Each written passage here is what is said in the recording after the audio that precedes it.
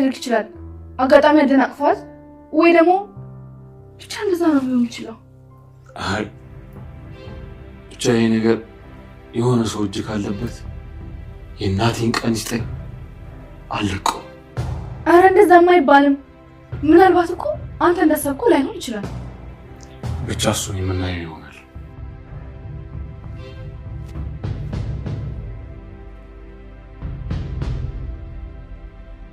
ውይ ፈጣሪ ሆይ ያበቃልኝ። አሁን እሺ ቆይ ምን ማድረግ ይቻላል? ወይ ሙስጠፋን ባማክረው ይሻል ይሆን እንዴ? ወይ ጄሪ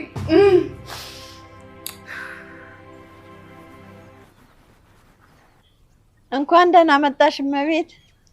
ነገረችው። አያቴ ጄሪ በጣም ጨካኝ ሰው ናት። ሲንደሪ ለብሶ ምክንያት ነው እንደዚህ የሆነችው። በቃ ልጅ እኔን ማደርገውን አደርጋለሁ። አንቺ ግን ለማንም እንዳትናገር፣ ለወንድምሽ ለአምነንም ቢሆን እንዳትናገር። እኔ እነግረዋለሁ። እሺ አያቴ በቃ መጣ። እሺ ልጅ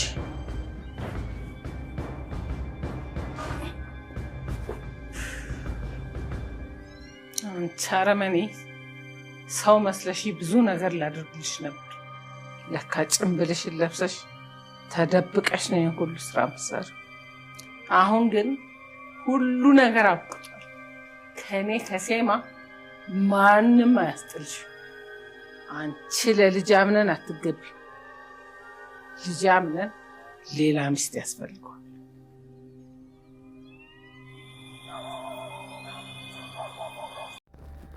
አታምነን ላይ በፔሊን የደረሰውን ጉዳት እጅግ ጥልቅ አድርገው እየመረመረና ይህንን ነገር ማን እንዳደረገው ማወቅ እንዳለበት ራሱ ጋር እያወራ እንመለከታለን ማለት ነው። ታዲያ ጄሪም ደግሞ አጥብቀ ማሰብ የለብም፣ የፔሊን ጉዳይ ከሆነ እንክብካቤ ያስፈልጋታለኝ። አንተም የራስ ጊዜና የራስ ሰዓት የራስ እረፍት ያስፈልጋል። አምነን እየሆንክ ያለው ነገር ትክክል አይደለም ብትለውም አምነን ግን የፔሊን ነገር በጣም ስላሳስበውና ይህ ነገር የሰው እጅ ካለበት ማን እንዳደረገው አጣርቼ ከደረስኩበት የእናቴን ቀን ይስጠኝ፣ በፍጹም አልለቀውም፣ ይህ ነገር በዋዛ የሚታይ ነገር አይደለም በማለት ይዝታል።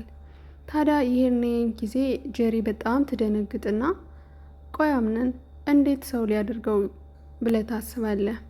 ምናልባትም እኮ አደናቅፋት ሊሆን ይችላል፣ ምናልባትም ራሷን አዙሯት ሊሆን ይችላል እንጂ ኧረ በስማም እንደዚህ ብለህ እንዳታስብ በፍጹም በማለት እየተርበተበተች የአምነንን ሀሳብ ልታስቀይር ትሞክራለች።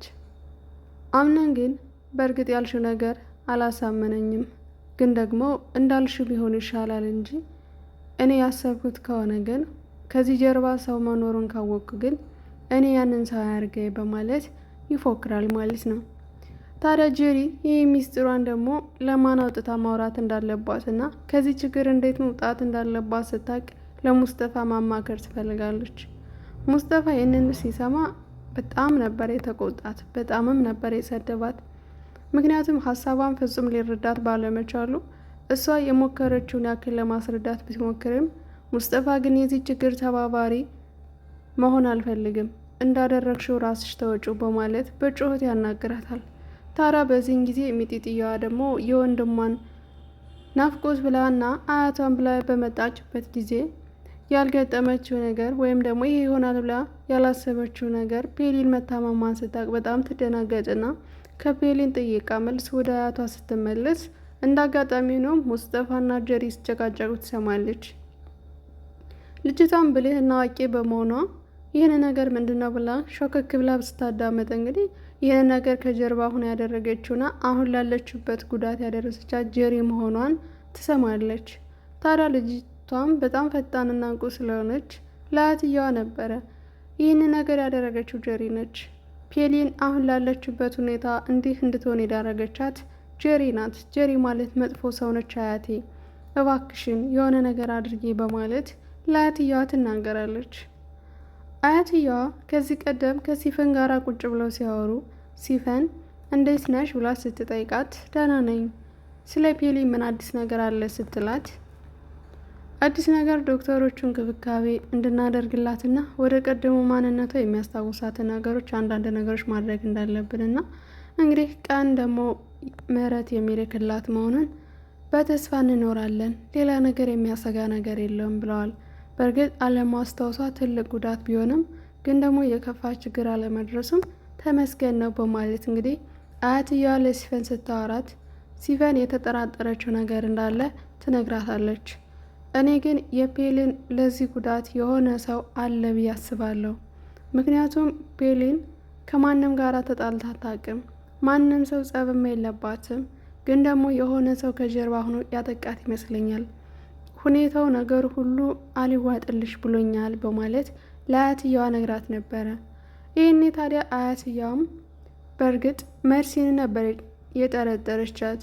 መርሲን እዛ ቤት ተወዳጅነት አለመኖሯንና ከሁሉም ጋር እንደማትግባባ ሁሉንም ጋር እንደምትጣላ ስለምታስብ እንዲሁም አያትየዋ ደግሞ ላምነን ብላ እንደያዘቻትና ለእሷ ምንም አይነት ቦታ ሆነ ጥሩ ፊት ባለመስጠቷ ይህን ነገር ታደርጋለች ብላ የጠረጠረችዋ መርሲን ነበር። በእርግጥ መርሲን በቦታ አልነበረችም፣ አረ እንደውም በቤትም አልነበረችም። ቢሆንም ግን ይሄ ነገር ከሷ የማይወርድ ከሆነ የመጨረሻው ውሳኔ እወስናለሁ። በፍጹም እኔ ወይዘሮ ሰማል ማን እንደሆንኩ በፍጹም አታውቅም።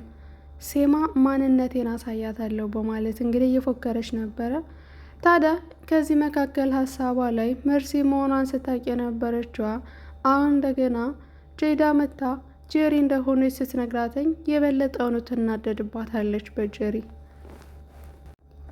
ለጄሪ ከዚህ ቀደም ለአምናን ሚስት እንደምትሆንና አንዳንድ ነገሮችን ከቤት ምን እንደሚካሄድም ያለውን ነገር አጥንታና ላለችበት ደህና ደረጃ ወይም ደግሞ ጥሩ ሚስት መሆኗን ስታረጋግጥ ያኔ የቤት ሽልማት እንደምታገኝ አያትየዋ ከጄሪ ጋር ሀሳብ አቅርባ ነበረ። ታዲያ ጄሪም እንግዲህ በስሜት ሆና ያለችበትን እና ደግሞ ለገንዘብ ያላትን ፍላጎት ለማሳየት የበለጠውን ጠንክራና በአያትየው ዘንድ ተወዳጅነቷን ማግኘቷን ስታቅ ጠብ ትገባለች። ያልሆኑትን ልብስ ሳሰርቃት ልብስ ሰረቀች በማለት በአምነን ፊት ፔሊንን ስታዋርዳትና ፔሊን ደግሞ በሱ መጠላትና በሱ ፊት አለመታየት እንዲሁም ከአጠገቧ እንዳይደርስባት በማስጠንቀቅ የአምነን ፊት ምን ያክል እንደሚናደድና አምነንም ደግሞ ከዚያ ጸያፍ ስራዋ ተመልክቶ እሷ ጋር እንዲርቅ ያደረገችው ጥረት ተሳክቶላት ነበረ። ታዲያ ይህንንም ተንኮል እንግዲህ አንድ እርምጃ ተራምጃለሁ በማለት ለአያትየዋ ስትነግራት አያትየዋ ፍጹም ይሄ ነገር እንደማይዋጥላትና አንቺ ለወንድሜ ሚስት የምትሆኝ ሴት አይደለሽም ብላትም ነበረ። በመቀጠልም የቤቱን ጉዳይ ምን አደረግሽልኝ ብላ ስትጠይቃት እንኳን ፍየል ከመድረሷ ቅጠል መቀንጠሷ በማለት እየተረድተችላት ይህ ነገር አንድ እርምጃ እንኳን የሆነ ነገር ተጨባጭነት ሳሰሪ እንዴት ይህንን አሰብሽ? ቆይ ምን አስበሽ ነው? በማለት ስትገላምጣት የጄሪ ፊት በጣም ነበር የተከሰከሰው። ምናልባት እኔ ረስተሽ ከሆነ ላስታውስሽ ብዬ ነው እንጂ እሱማ አሳይሻለሁ እኔ ታማኝ ነኝ በማለት እንግዲህ ተወዳጅነቷን በማስመሰል ልትተውንባት ብትሞክርም ግን ደግሞ ወይዘሮ ሴማ ቀላል ሰውም አይደለችም። እነሱ የሚመለከቷት አሮጊት እንደሆነችና ነገሮችን ሁሉ ማወቅ እንደማትችል ከእነሱ ጀርባ ሆና መስራት እንደምትችል የቤቱ ንግስት እኔ ሆናለሁ ብላ ያሰበችው ጄሪ ነገር ግን ደግሞ አሁን ሚስጥሯ የበለጠ ይፋ ሆናለኝ። ያውም ደግሞ ሚስጥሯ የሚፈነዳባት ፍጹም በማይወዷት ሰዎችና በሚጠሏት ሰዎች ነበረ። ከዚህ ቀደም ለአጎት ስትነግረው እሱ ይቅርታ እንደምታደርግላትና ምህረት እንደምታደርግላት ሌላ ደግሞ ጸልይላት እሷን ይቅርታ እንድታደርግልሽ የምትፈልጊ ከሆነ ካጠገቧ ሳትርቂ እንክብካቤ አድርግላት፣ ያኔ በእርግጠኝነት ፔሊን ይቅርታ ታደርግልሻለች ብሏት ነበረ። እናም እያንዳንዱን የምታረጊያቸው ነገሮችም ተጠንቅቀሽ ለማንም ምንም አትበይ። አንድ ነገር ከማድረግሽ በፊት 3-4 ማሰብ አለብሽ። ራሽን ጠብቂ፣ አላስፈላጊና ስሜታዊ መሆን ፍጹም የለብሽም ብሏት ነበረ። ነገር ግን ጄሪ ይህንንም ረስታ አጎቶ የመከራትን ምክር ረስታ አሁን ላይ እንግዲህ ለሙስጠፋ በስሜት ስትናገርና ሙስጠፋ ደግሞ እንደማይረዳት አመናጭቆ እንደተዋት እናያለን። ሲቀጥልም ከሙስጠፋ ጋር በምትናገርበት ሰዓት እንግዲህ ማንም ሰው የለም ብላ በነበረ ከጀርባ ሁና ደግሞ ያቺ ትንሽ የሊ ስለሰማቻት ይህ ወሬ በባሌም በቦሌም ሆነ ወደ አያትየዋ ደርሷል። አያትየዋ ይህን ነገር ስታቅ ለአምነን እንዳይሰማ እኔ ራሴ የማደርገውን ነገር አደርጋለሁ፣ ትልቅ እርምጃ ወስድባታለሁ ብላለች። ጄሪ በእርግጥ ያሰበችው ከሙስጠፋ ውጭ ማንም አያውቅብኝም ብላ ነበረ።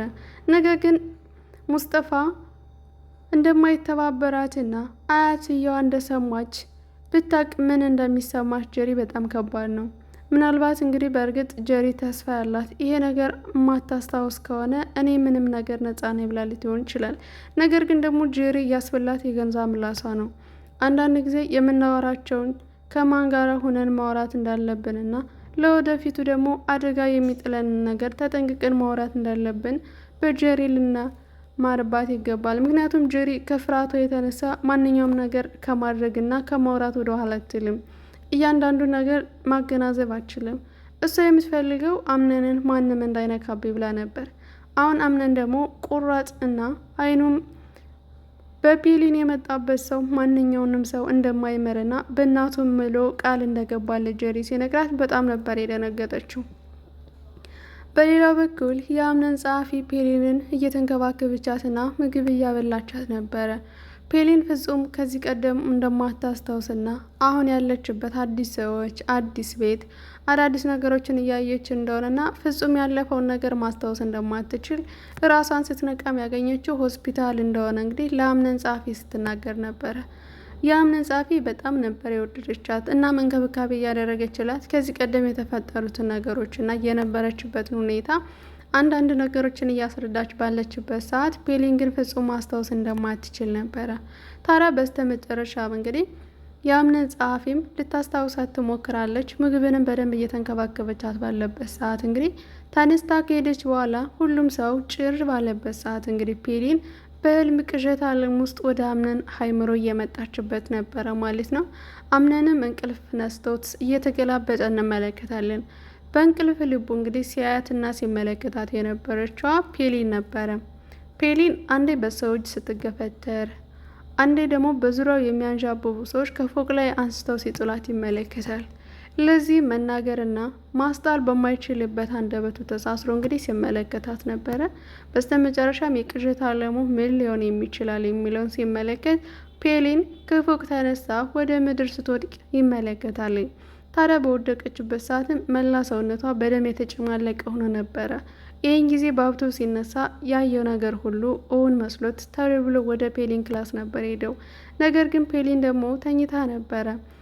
በቀጣይ ፓርቲያችን በክፍል 30 የሚሆን ይሆናል ማለት ነው።